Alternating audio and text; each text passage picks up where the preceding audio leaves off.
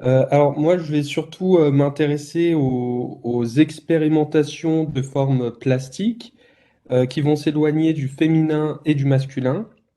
Et donc, dans mes recherches de thèse, j'ai observé que la représentation des corps non binaires n'est ni précise ni constante, c'est-à-dire que chaque artiste donne à voir sa propre modalité. J'ai restreint cette étude à un corpus de deux artistes français, Michel Journiac et Orlan, et j'ai fait donc cette sélection pour vous présenter des médiums différents, mais aussi des modalités différentes.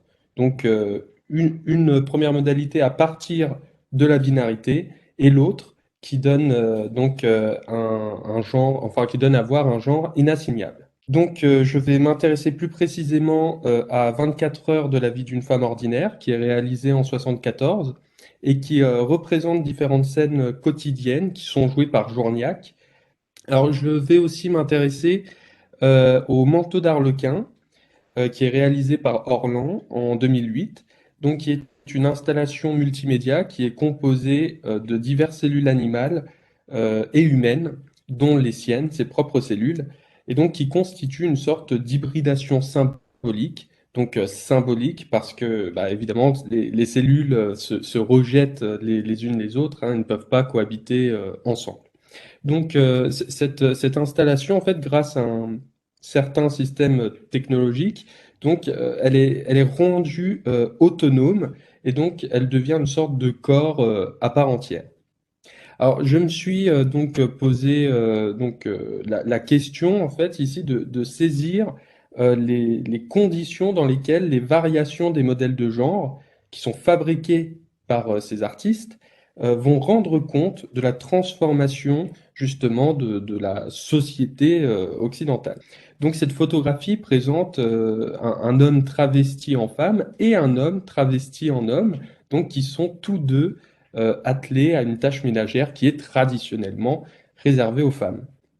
Donc l'artiste parodie ici les stéréotypes de genre binaire qui structurent la société. Et il est aussi possible d'affirmer qu'il s'agit d'une démarche qui relève donc du principe de performativité de genre, donc théorisé par Butler.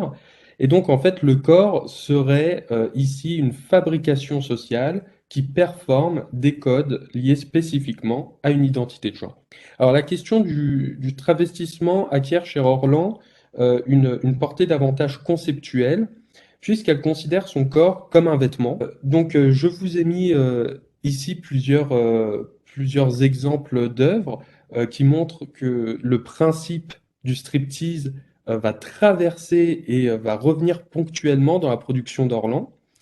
Donc, dès 1974, avec cette œuvre, Striptease occasionnel à l'aide des draps du trousseau, donc qui est une installation photographique qui montre l'artiste en train de se déshabiller en faisant référence à l'histoire de l'art.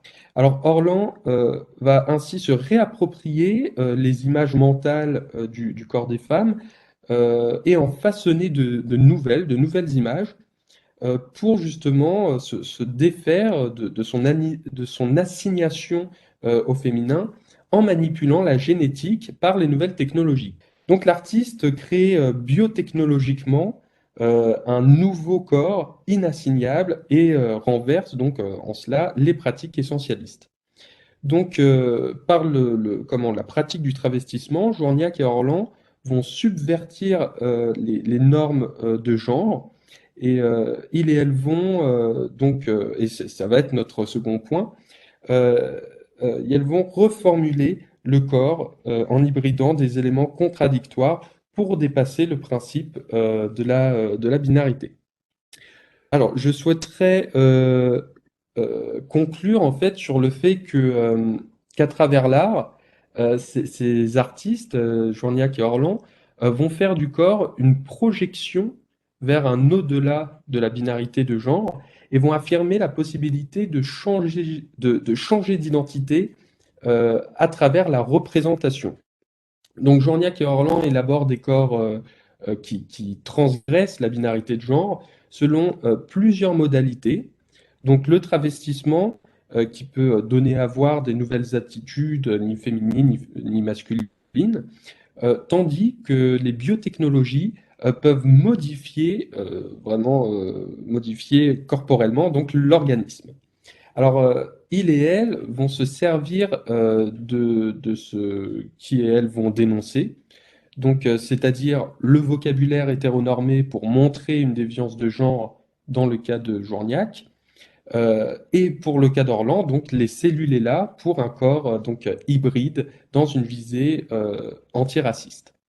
Donc ces corps non binaires vont recèlent à la fois une part de fiction en ce qu'ils se réfèrent par exemple au corps post-humain comme chez Orlan, mais aussi une part de réel puisqu'ils abordent des identités déviantes de l'hétéronormativité.